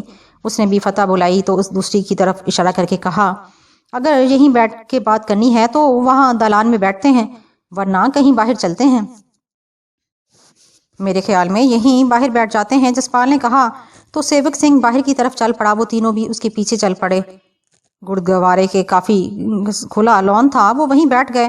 کچھ دیر اجنبیت دور کرنے میں لگ گئی تھی، تبھی جسپال نے ان کی طرف دیکھ کر کہا مجھے نہیں معلوم کہ آپ میری کیسے مدد کریں گے، لیکن ہمیں ایک آدمی تلاش کرنا ہے جس کے بارے میں کچھ نہیں معلوم کہ وہ کہاں ہے، زندہ بھی ہے یا پورا ہو گیا۔ آپ کے ذہن میں کوئی بات ہے؟ رونیت کور نے پوچھا۔ ہاں ہے، مجھے ایک ایسے بندے کی تلاش کرنا ہے جس پر مجھے محض شک ہے۔ جسپال نے گہری سنجیدگی سے کہا کون ہے وہ؟ سیوک سنگھ نے پوچھا۔ وہ اس شہر کا مشہور بزنس مین کلیان سنگھ ہے، مجھے اس کے بارے میں کچھ معلومات چاہیے، جسپال نے کہا۔ تو رونیت کور اور سیوک سنگھ نے ایک دوسرے کی طرف دیکھا۔ پھر رونیت کور بولی جو بھی معلومات ہوں گی مل جائیں گی، تو پھر آج ہی سے کام شروع کر دیں، جسپال نے کہا۔ تو سیوک بولا اگر آپ گردوارے میں رہنا چاہتے ہیں تو بات کر لیتا ہوں، مسئلہ کوئی نہیں ہوگا، اگر آپ کہیں تو دوسری جگہ رہنا ہے تو آپ ہمارے ساتھ چلیں، یہ رونیت کور آپ کی میزبان ہوگی۔ چلو، اس نے اٹھتے ہوئے کہا۔ تو وہ دونوں اس کے ساتھ چل پڑے۔ وہ میلے کے آخری دن کی دوپہر تھی، میں اپنے گھر ہی میں تھا۔ اس تیسرے دن کی شام میرا ارادہ تھا کہ میں میلے میں جاؤں۔ 2 دن تک کسی کی طرف سے کچھ بھی نہیں کیا گیا تھا۔ لوگ امن اور سکون کے ساتھ میلے سے لطف اندوز ہو رہے تھے، اگرچہ عوام کو یہی احساس تھا کہ میلے کی آخری رات وہی رقص و سرود کی محفل جمے گی، لیکن کوئی بھی طوائف وہاں کسی کے ہاں نہیں پہنچی تھی۔ اب اس علاقے میں کوئی ایسا بندہ نہیں رہا تھا کہ ان کی میزبانی کر سکے۔ ممکن تھا کہ اپنے طور پر وہاں کوئی آ جائے، اس بارے میں کچھ نہیں کہہ سکتا تھا۔ شام کا سورج مغرب میں غروب ہونے جا رہا تھا، افق پر نارنجی رنگ پھیل گیا۔ میں گھر سے نکلا اور میلے والے میدان کی جانب نکل گیا۔ میری خواہش تھی کہ میں کچھ دیر درویش کے پاس بیٹھوں گا اور میلے کو دیکھ کر آ جاؤں گا۔ جب تک میں میلے کے میدان میں پہنچا سورج غروب ہو گیا تھا۔ میں نے کار برگد کے درخت کے پاس روکی، وہاں نہ درویش تھا اور نہ ہی اس کی گڈری۔ درخت کی جڑ میں چند اینٹیں اور راکھ پڑی ہوئی تھی۔ یہ دیکھ کر مجھے عشق کے بارے میں کسی کی تعریف یاد آ گئی۔ اس نے کہا تھا کہ بس ٹوٹی ہوئی رسیاں اور تھوڑی سی راکھ، یہی عشق ہے۔ یوں لگ رہا تھا کہ جیسے وہ یہاں سے کہیں دوسری جگہ کوچ کر گیا ہے۔ میں کچھ دیر یوں ہی کھڑا رہا جیسے اس کے ہونے کا احساس کر رہا ہوں۔ پھر چھاکے کو فون کیا۔ کدھر ہو تم سب لوگ؟ اچھا ہوا تمہارا فون آ گیا یار، میں ابھی تمہیں فون کرنے لگا تھا، اس نے تیزی سے کہا۔ خیریت تو ہے نا؟ میں نے تشویش سے پوچھا۔ فی الحال تو خیریت ہے، اس نے جواب دیا۔ تو پھر کیا بات ہے؟ میں نے پوچھا۔ بات ہی ہے کہ ہمیں تو یہ یقین تھا کہ کوئی طوائف وغیرہ نہیں آئے گی تو ہمیں معلوم ہو جائے گا، لیکن یہاں تو کافی ساری لڑکیاں پوری تیاری سے آ گئی ہیں، سینکڑوں لوگوں کا مجمع ہے، اس نے تیزی سے کہا۔ تو پھر کیا ہوا؟ ناچنے دیں ہیں، آخر کسی کے پاس تو آئے ہوں گے نا، میں نے سکون سے کہا۔ یہی تو پتہ نہیں چل رہا، میں نے معلوم کیا ان منتظمین سے، لیکن کسی کو نہیں معلوم، باقی مجھے ان کے ناچنے سے نہیں کوئی تکلیف، میرے خیال میں کوئی شر پیدا نہ ہو جائے۔ اس کے لہجے میں بھی تشویش تھی۔ میں نے چند لمحے سوچ کر کہا اچھا تم بتاؤ کہاں ہو، میں آتا ہوں۔ وہ مجھے بتانے لگا۔ میں نے لوکیشن سمجھی اور فون بند کر کے جیب میں ڈال لیا۔ اسی وقت میں کار کی جانب بڑھا ہی تھا کہ اچانک میری گردن پر پسٹل کی نال آ لگی۔ میں ایک دم سے ٹھٹک گیا۔ مڑ کر مت دیکھنا، چلو کار میں بیٹھو۔ خطرے کا الارم بج گیا تھا، دشمن نے اچانک وار کر دیا تھا۔ وہ چاہتے تو مجھے اسی وقت گولی مار دیتے، لیکن ایسا انہوں نے نہیں کیا تھا۔ بلا شبہ وہ مجھے زندہ پکڑنا چاہتے تھے۔ مجھے ایسے ہی موقع کی تربیت تھی۔ میلے سے چھن کر آنے والی ملجگی روشنی سے مکمل اندھیرا نہیں تھا۔ میں نے ایک دم سے جھکائی دی اور پلٹ گیا۔ میرے سامنے ایک اجنبی تھا، اس نے فائر کر دیا۔ گولی نہ جانے کدھر گئی، لیکن تب تک ایک اور شخص اس کی مدد کو آ گیا۔ لیکن اسی لمحے میں حیران رہ گیا جب اس نے اس اجنبی کو قابو کرنے کی کوشش کی۔ اسی وقت نہ جانے کس طرف سے ایک راکٹ لانچر آیا اور میری کار کے پرخچے اڑ گئے۔ دھماکہ بہت زوردار تھا۔ میں نے اس لمحے کو غنیمت جانا اور ایک طرف بھاگ نکلا۔ میں نے محسوس کیا میرے پیچھے کئی سارے لوگ ہیں۔ دھماکے سے وہاں بھگدڑ مچ چکی تھی۔ اچانک میرے ارد گرد فائرنگ ہونے لگی۔ میں ایک دم سے رک گیا۔ میں نے دیکھا میرے ارد گرد 7-8 لوگ تھے۔ میں کب تک بھاگتا، مجھے ان کا مقابلہ کرنا ہی تھا۔ میں ان کی طرف دیکھنے لگا تو وہ ایک دم سے آہستہ سے ہو کر میری جانب بڑھنے لگے۔ میرے ارد گرد گھیرا تنگ ہوا تو وہ ایک دم رک گئے۔ انہوں نے ایک دوسرے کی جانب دیکھا۔ پھر ایک موٹے سے شخص نے کہا یہ ہمارا شکار ہے، اگر تم لوگ اب ذرا بھی آگے بڑھے تو میں لفظ اس کے منہ میں ہی رہ گئے۔ ایک فائر ہوا تو وہ ڈکارتا ہوا آ گرا۔ اس کے ساتھ ہی وہ لوگ ایک دوسرے پر فائرنگ کرنے لگے۔ کیا وہ ایک دوسرے کے مخالف تھے؟ اور کیا وہ سبھی مجھے پکڑنا چاہتے تھے؟ وہ کون تھے جو مجھے اغوا کرنا چاہتے تھے؟ میں نے محسوس کیا کہ فضا میں ایک ہیلی کاپٹر بھی موجود ہے۔ اور وہ یہاں کیوں، یہ سوچنے کا وقت نہیں تھا۔ میں ایک دم سے بھاگ نکلا۔ میری کوشش تھی کہ جتنی جلدی ہو سکے اس جگہ سے بھاگ کر وہ دو چھاکے کے پاس پہنچ جاؤں، کیونکہ چھاکا اس وقت میرا منتظر ہوگا۔ مجھے اس راستہ نہیں مل رہا تھا۔ اچانک میرے ہیلی کاپٹر کی آواز تیز ہونا شروع ہو گئی۔ میں نے روشنی کی جانب دیکھا۔ تیز روشنی سے میری آنکھیں چندھیا گئیں۔ اس کے ساتھ ہی تیز روشنی کا حالہ میرے ارد گرد ہو گیا۔ میں جدھر بھی جاتا وہ حالہ بھی گھیرے ہوئے تھا، جیسے وہ روشنی مجھ پر فوکس ہو گیا ہو۔ اچانک میرے سامنے ایک بڑا سا جال آ گیا۔ میں اس سے بچنا چاہتا تھا مگر نہیں بچ سکا۔ میں اس جال میں پھنس گیا۔ اگلے ہی لمحے میں فضا میں اٹھتا چلا گیا۔ میلہ اور میلے کی روشنیاں کہیں بہت پیچھے رہ گئی تھیں۔ تیز ہوا سے میری آنکھیں بند ہو رہی تھیں۔ ہر طرف اندھیرا تھا۔ میں جال میں پھنسا جھول رہا تھا۔ مجھے یہ خبر نہیں تھی کہ میں کہاں جا رہا ہوں اور مجھے اغوا کرنے والے کون ہیں۔ میرے چاروں طرف اندھیرا تھا اور میں فضا میں جھولتا رہا اور روشنی بھی غائب ہو چکی تھی جو مجھ پر فوکس تھی۔ یہ کون لوگ تھے اور کیا چاہتے ہیں، اس کا بھی اندازہ نہیں تھا۔ نہ جانے کتنا وقت گزر چکا تھا۔ پہلی بار مجھے یوں لگا جیسے میں بری طرح پھنس چکا ہوں۔ اتنی بلندی سے اگر میں گر بھی گیا تو میرا کچھ نہیں بچنا تھا۔ میں یہی سوچ رہا تھا کہ اچانک مجھے یہ صدا آئی کہ تیرا گرنا ہی تیرا اٹھنا ہے۔ ایک دم سے اندھیرا چھٹ گیا۔ مجھے کسی طرح بھی سورج دکھائی نہیں دیا اور نہ ہی اس کی سمت کا اندازہ ہوا، لیکن نیلا آسمان بالکل سامنے تھا۔ دور دور تک سب صاف دکھائی دے رہا تھا۔ نیلگوں روشنی تھی۔ میری نگاہ اپنے وجود پر پڑی جو بالکل ٹرانسپیرنٹ تھا، سفید دھوئیں کی مانند پانی کے بلبلے کی طرح۔ سانس لینے میں مشکل یا دباؤ جیسی کوئی کیفیت میں نے محسوس نہیں کی۔ میں اپنا جائزہ لے رہا تھا کہ سامنے سے سیاہ دبے واضح ہو کر رنگین مچھلیوں کے جھنڈ میں بدل گئے۔ سرخ، پیلے اور نارنجی رنگ کے ساتھ سیاہ دھاریاں آنکھوں کو بہت بھلی لگ رہی تھیں۔ وہ سب میرے قریب سے گزر گئیں اور میں آگے بڑھتا چلا گیا۔ میری راہ میں کچھ دیر تک ایسی ہی بے شمار رنگ برنگی مچھلیاں دکھائی دیتی رہیں۔ میں اچانک ان رنگوں میں کھو گیا۔ اچانک میری دائیں جانب سے شارک نمودار ہوئی۔ اس کا منہ کھلا ہوا تھا۔ وہ ان معصوم اور خوبصورت مچھلیوں کو نگلتی چلی جا رہی تھی۔ اس کے کھلے ہوئے منہ اور تیز دانتوں سے مجھے ایک دم ہی نفرت ہونے لگی۔ میرا جی چاہا کہ میں اس کے ظلم سے ان چھوٹی مچھلیوں کو بچاؤں۔ یہ سوچ ابھی میرے دماغ میں گھوم رہی تھی کہ اچانک سامنے سے ایک دیو ہیکل دھڑیائی گھوڑا نمودار ہوا۔ شارک اسے دیکھ کر بھاگنے لگی مگر اس نے اپنا بڑا سا منہ کھولا اور سانس کے ذریعے اسے کھینچا۔ وہ شارک اس کے منہ میں آدھی ہی گئی تھی کہ دریائی گھوڑے نے اسے کاٹ لیا۔ شارک کے جسم کا آدھا حصہ پانی میں تیرنے لگا۔ خون کے پھیلنے کی وجہ سے پانی سرخ ہونے لگا۔ کچھ دیر بعد جب پانی صاف ہوا تو شارک کے جسم کا آدھا حصہ کچھوے جیسی عجیب و غریب قسم کی آبی مخلوق کی زد میں تھا۔ وہ اسے لے کر نکل جانا چاہتا تھا جبکہ دیو ہیکل دریائی گھوڑا پانی میں لوٹ پوٹ ہو رہا تھا۔ وہ کچھ دیر ایسے ہی رہا، پھر پرسکون ہو کر ایک جانب بڑھ گیا۔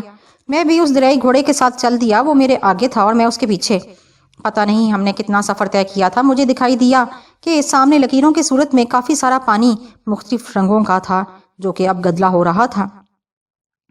وہ آکٹوپس تھا جو کہ دریائی گھوڑے نے بہت مزاحمت کر کے اس کو اپنے بازوؤں سے الگ کیا۔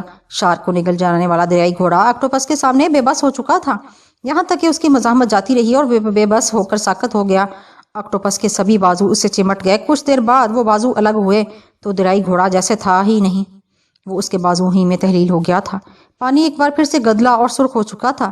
جب ماحول صاف ہوا تو آکٹوپس بڑی مستی میں ایک جانب بڑھ گیا۔ مجھے تجسس ہوا کہ اس آبی دنیا میں اس پر کوئی بھاری ہے۔ میں اس کے ساتھ ساتھ بڑھتا چلا گیا۔ بہت دور آگے گہرا اندھیرا بڑھنے لگا، لیکن اس گہرے اندھیرے میں رنگ برنگی روشنیاں ٹمٹما رہی تھیں، چھوٹے چھوٹے بلب تھے۔ میرا دھیان اس سب خوبصورتی میں گم ہو گیا۔ اچانک آکٹوپس کا بازو لرزنے لگا جیسے بے جان ہو گئے ہوں۔ چند لمحے بعد بنا تڑپے وہ بے جان ہو گیا اور وہ کسی انجانے منہ میں غائب ہونے لگا۔ لمحوں میں اس آکٹوپس کو نگل لیا گیا تو گہرا اندھیرا چھٹنے لگا۔ روشنیاں بھی مدھم پڑنے لگی۔ نیلگوں روشنی میں مطلع صاف ہوا تو دیکھا ایک بہت بڑی جیلی فش تھی۔ اس نے اپنے آپ کو چھپانے کے لیے آگے پیچھے ایسا گدلا پن چھوڑ دیا تھا کہ کوئی اسے نہ دیکھ سکے، مگر اس نے اپنی طرف کشش کے لیے روشنیاں دکھائی تھیں۔ میں ابھی دنیا کے مشاہدے میں تھا۔ میں یہ دیکھنا چاہتا تھا کہ اس میں بھی بڑی اور ظالم مخلوق کون سی ہے۔ دوپہر ہو چکی تھی جب رونیت کور کے ساتھ جسپال سنگھ 6 منزلہ عمارت کے سامنے رکشے میں آن رکا۔ چندی گڑھ کے VIP روڈ پر جس پر کئی عمارتیں تھیں، انہی میں ایک عمارت کی 30 منزل پر رونیت کور کا فلیٹ تھا۔ لفٹ کے ذریعے وہ دونوں فلیٹ تک جا پہنچے۔ دروازہ کھلنے کے بعد وہ اندر گئے تو جسپال نے پہلے سادہ سی رونیت کور کو دیکھا، پھر ایک نگاہ فلیٹ کے اندر ڈالی، پھر اس نے ایک مہنگے صوفے پر بیٹھتے ہوئے خوشگوار لہجے میں پوچھا، رونیت، یہ فلیٹ تمہارا ہی ہے نا؟ ہم کسی دوسرے کے فلیٹ میں تو نہیں گھس آئے؟ رونیت کور نے ہنکارا بھرا اور پھر کھڑے کھڑے بولی، یہاں آنے والے ہر بندے کو ایسا محسوس نہیں ہوتا۔ تم بیٹھو، میں آ کر بتاتی ہوں، کچھ پینا چاہو تو فریج میں سے لے لو۔ یہ کہہ کر وہ اندر کی جانب چلی گئی۔ جسپال نے فریج میں سے ٹھنڈا مشروب نکالا اور دوبارہ پھر سے صوفے میں آ گھسا۔ کچھ دیر بعد رونیت کور واپس آئی تو اس نے شارٹس کے ساتھ سلیو لیس شرٹ پہنی ہوئی تھی۔ اس کا گورا بدن ہی نہیں جھلک رہا تھا بلکہ فربا مائل بدن کی چکناہٹ تک کا احساس ہو رہا تھا۔ اس نے اپنے گیسو پونی میں باندھے ہوئے تھے۔ وہ ننگے پاؤں اس کے پاس آ کر صوفے کی دوسری طرف آلتی پالتی مار کر بیٹھ گئی۔ تمہارا کون سا روپ اصلی ہے؟ جسپال نے کہا اور ایک لمبا گھونٹ لیا۔ دونوں ہی، اس نے مسکراتے ہوئے کہا۔ پھر ایک لمحہ خاموشی کے بعد خوشگوار انداز میں بولی، جسپال جی، گردوارے تو اس طرح نہیں جایا جا سکتا نا، اور یہاں گھر میں ایسے ہی رہتی ہوں۔ لگژری فلیٹ میں نے خود خریدا ہے اور یہاں جو کچھ دکھائی دے رہا ہے یہی میرا لائف سٹائل ہے۔ تم مجھے مذہب کے معاملے میں بہت کٹر اور باقی زندگی میں ماڈرن سمجھ سکتے ہو۔ میرے کیا کام آ سکتی ہو؟ جسپال نے دو ٹوک انداز میں پوچھا۔ جیسا کام تم چاہو، اس نے جسپال کی آنکھوں میں دیکھتے ہوئے کہا۔ تم نے مجھے اتنی جلدی اتنی ساری معلومات دے دی ہیں کلیان سنگھ کے بارے میں، اس سے لگتا ہے کہ تمہارا نیٹ ورک کافی مضبوط، اس نے کہنا چاہا۔ تو رونیت کور بولی، نہیں، جس طرح تم سوچ رہے ہو ویسا میرا کوئی نیٹ ورک نہیں۔ ہاں، کالج کا ایک گروپ ہے جو کافی مذہبی ہے، اس کے لیے میں نے اپنی زندگی وقف کی ہوئی ہے، کیونکہ اس کے علاوہ میرے پاس کوئی آپشن نہیں۔ میں اکیلی ہوں اس دنیا میں۔ میں کمپیوٹر سافٹ ویئر انجینئر ہوں۔ ہمارے ایک پروفیسر صاحب ہیں، وہ بھی بہت ہی مذہبی ہیں، سمجھو وہی ہمیں لیڈ کرتے ہیں، وہی ہمارے ذمہ کام لگاتے ہیں، اور ہم نے بھی کبھی اس کے بارے میں نہیں پوچھا۔ میں بھی زیادہ تفصیلات میں نہیں جانا چاہتا، میں صرف یہ جاننا چاہتا ہوں کہ سندھو کی تلاش ہم کیسے کر پائیں گے۔ اس کے بارے جو معلومات مجھے ملی ہیں وہ میں تمہیں اور سیوک سنگھ کو بتا دی ہیں۔ جسپال نے اس کی آنکھوں میں دیکھتے ہوئے پوچھا۔ رونیت کور بھی سوچنے والے انداز میں اس کے چہرے پر دیکھتی رہی۔ چند لمحے یوں ہی گزر گئے، پھر سرسرانے والے انداز میں بولی، دیکھو، میں ایک سافٹ ویئر انجینئر ہوں، میرے پاس جو مہارت ہے اس کی آخری حدوں تک میں تمہارا ساتھ دینے کے لیے تیار ہوں۔ میں نہیں جانتی کہ میری یہ مہارت تمہارے کس قدر کام آ سکتی ہے۔ یہ میرے کیا کام آ سکتی ہے؟ جسپال نے عام سے انداز میں پوچھا۔ میں نے کہا نا کہ مجھے نہیں پتا۔ ہاں، لیکن تم جو سوچو اس کے لیے میں کچھ نہ کچھ کر سکتی ہوں۔ اس کے لیے میں تمہیں ایک چھوٹا سا تماشا دکھا سکتی ہوں۔ رونیت کور نے مسکراتے ہوئے کہا۔ کیسا تماشا؟ وہ تیزی سے بولا۔ ابھی دکھاتی ہوں۔ یہ کہہ کر وہ اٹھی اور اپنے بیڈ روم میں چلے گئی۔ واپس آئی تو اس کے ہاتھ میں ایک مہنگا لیپ ٹاپ تھا۔ پھر چلتی ہوئی اس جگہ چلے گئی جہاں شیشے کی مضبوط دیوار تھی، وہاں صوفے دھرے ہوئے تھے، وہاں سے وی آئی پی روڈ کا چوراہا صاف دکھائی دے رہا تھا۔ اس نے جسپال کو وہیں بلا لیا، وہ آ کر بیٹھ گیا تو رونیت کور بولی، جسپال، یہ سامنے چوراہا دیکھ رہے ہو؟ کس قدر ٹریفک رواں دواں ہے۔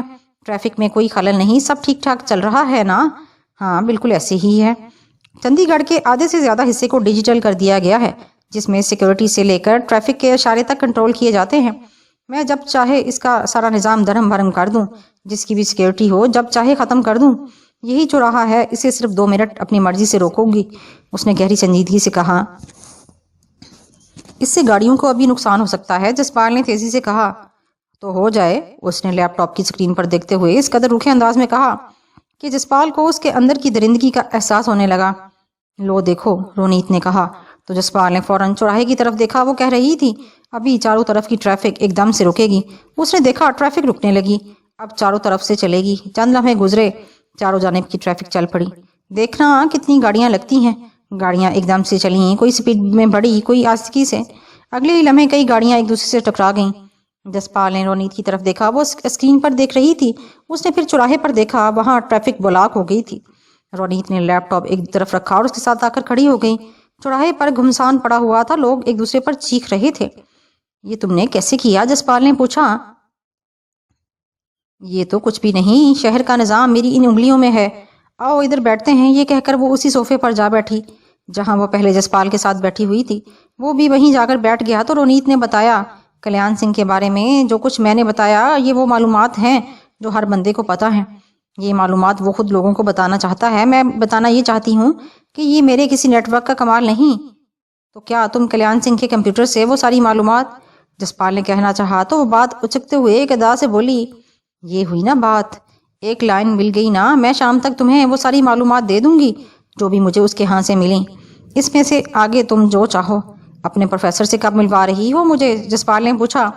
چاہے تو ابھی مل لو، ویسے تم نے ملنا تو ہے ہی ان سے، آخر لیڈ تو انہوں نے ہی کرنا ہے۔ رونیت نے کندھے اچکاتے ہوئے کہا۔ تو چلو ابھی ملتے ہیں، جسپال نے کہا۔ آؤ، وہ اٹھی اور باہر کی طرف چل دی۔ اسی حلیے میں اس نے تیزی سے پوچھا، ارے کیا فرق پڑتا ہے، آؤ۔ یہ کہہ کر وہ باہر نکل گئی۔ جسپال اس کے پیچھے لپکا۔ وہ بالکل سامنے والا دروازہ کھولے کھڑی تھی۔ اس نے اندر آنے کا اشارہ کیا۔ وہ خود اندر چلے گئی۔ بہت سجا ہوا ڈرائنگ روم تھا جس میں بسنتی رنگ زیادہ تھا۔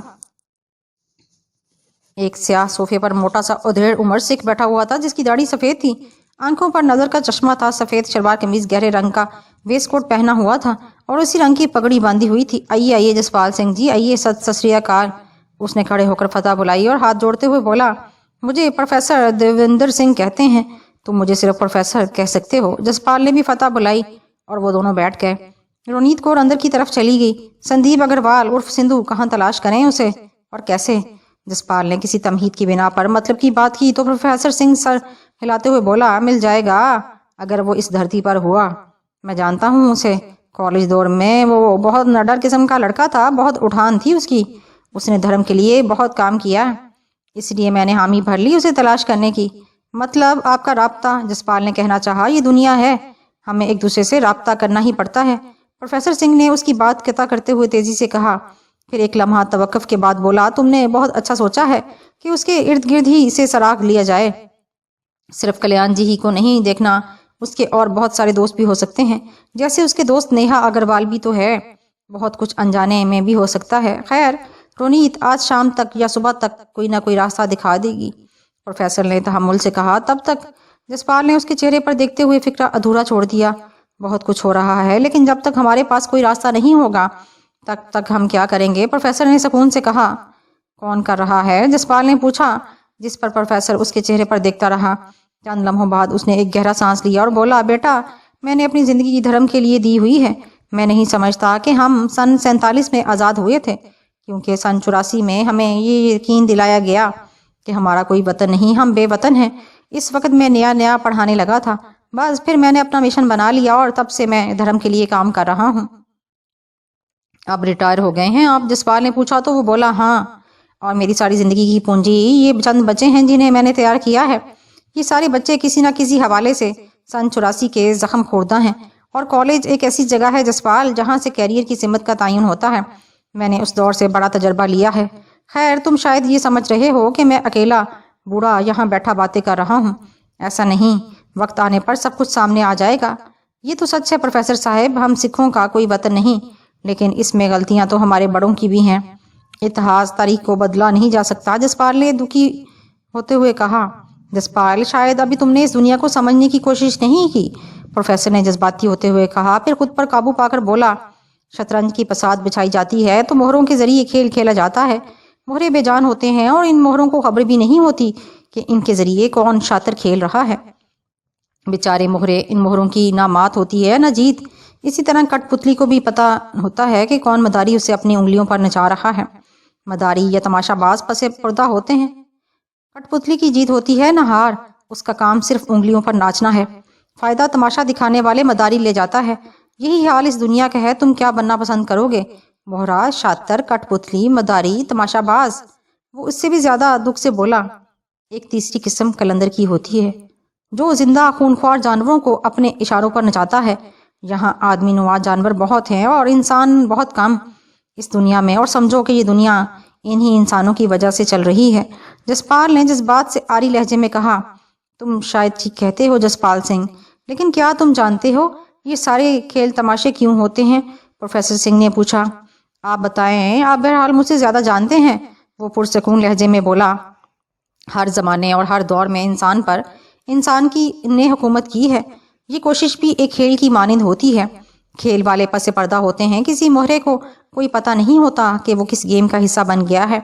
آج بھی گریٹ گیم جاری ہے جس میں سرحدیں کوئی معنی نہیں رکھتی ہیں، وقت کے ساتھ ہتھیار بھی بدل گئے ہیں، پرانے ہتھیاروں پر یقین رکھنے والی قوتیں نئے ہتھیاروں کا مقابلہ نہیں کر پا رہی۔ ہمارے سامنے کے حالات ہمیں یہی سبق دے رہے ہیں، جیسے میڈیا کبھی ایک آلہ تھا، اب ایک ہتھیار بن چکا ہے۔ گریٹ گیم کھیلنے والے اس ہتھیار کو جس طرح استعمال کر رہے ہیں تم اس سے بخوبی واقف ہو۔ شطرنج پر تو مخصوص مہرے ہوتے ہیں، لیکن گریٹ گیم کی بساط پر نہ جانے کتنے مہرے ہوتے ہیں، کیونکہ گریٹ گیم کا پھیلاؤ بہت بڑا ہے۔ سمجھ لو اندیکھی بساط جس کا کوئی سرا کنارہ نہیں، اور ممکن ہے تم اور میں کسی گریٹ گیم کا حصہ ہوں۔ پروفیسر نے اس کی طرف دیکھتے ہوئے کہا، میں تو یہ بات جانتا ہوں کہ دنیا کی کوئی بھی گریٹ گیم ہو وہی قومیں مورا بنتی ہیں جنہیں اپنے آپ کا شعور نہیں، اور جنہیں اپنے آپ کا شعور ہوتا ہے وہ ایسی کئی گریٹ گیم اپنی چٹکی میں پکڑ کر ایک طرف پھینک دیتی ہیں۔ یہ میڈیا تو کوئی شے ہے ہی نہیں، انسان کا پختہ ارادہ ہی سب کچھ ہے۔ آپ گم نہ کریں، وائے گرو نے جو آپ کے ذمہ کام لگایا ہے نا وہ کریں۔ جسپال نے کہا، ارے وہی تو کر رہا ہوں پتر۔ گرو مہاراج نے ہمیں 5 ککے کیوں دیے؟ ابلیسی ارادے طاقت کی جانب اور منفی طاقت فطری طور پر حکومت کرنے کی طرف لے جاتی ہے۔ جس مقصد کی بنیاد میں منفی رویے ہوں ایسی حکومت ظلم کی حکومت ہوتی ہے۔ گروؤں نے 5 ککے اس لیے دیے، کنکھا اس لیے کہ اپنا دماغ کو سوار کر رکھ، تکبر نہ آنے دے، کچھا اس لیے کہ اپنے شہوت پر قابو رکھ، کہ اس فطرت کے ساتھ رہ جو حسد سے دور رکھتی ہے، کڑا کسی بھی لالچ کی جانب ہاتھ بڑھا تو تجھے احساس ہو جائے گا یہ انسان کے لیے غلط ہے، کرپان اپنی خواہشوں کو کاٹ کر رکھ۔ پروفیسر نے سکوت سے کہا تو جسپال بولا، یہ تو ہم سوچتے ہیں نا عالمی سطح پر، سکندر اعظم سے لے کر اشوکا تک، بلبن سے لے کر رنجیت سنگھ تک، اور مغلوں سے لے کر اندرا گاندھی تک، سب کو دیکھ لو کس نے کیا کیا، یہی سب اتہاس ہے۔ وہ تیزی سے کہتا چلا گیا، پروفیسر صاحب باقی رب جانتا ہے، جو کام رب کے کرنے والے ہیں وہ رب کرے، جو ہمارے کرنے والے ہیں وہ ہمیں کرنے چاہیے۔ جسپال نے بے حد جذباتی ہوتے ہوئے کہا۔ اس پر پروفیسر نے کچھ کہنا ہی چاہا تھا کہ اندر سے ایک ادھیڑ عمر خاتون باہر آئیں اور بڑے ٹھہرے ہوئے لہجے میں بولیں، آؤ جی پرشادے، شکلو، یہ میری سردارنی ہے جسپال، آؤ کھانا کھاتے ہیں۔ یہ کہتے ہوئے پروفیسر اٹھ گیا۔ وہ کھانا کھا کر وہیں ڈائننگ ٹیبل پر بیٹھتے ہوئے چائے پیتے ہوئے بولا، چائے پی رہا تھا کہ رونیت کور آ گئی۔ اس کا چہرہ سرخ ہو رہا تھا اور ایک طرف آ کر بیٹھی پرجوش لہجے میں بولی، کلیان سنگھ عرف کلی کا میں نے سب کچھ دیکھ لیا، اس نے بہت بلیک منی بنائی ہے، اس کا کچھ حصہ میں نے اپنے اکاؤنٹ میں ٹرانسفر کر دیا ہے، کہیں پر بھی سندھو جی کے بارے میں پتہ نہیں چلا، مگر ایک اشارہ ملا ہے۔ وہ کیا؟ پروفیسر نے پوچھا۔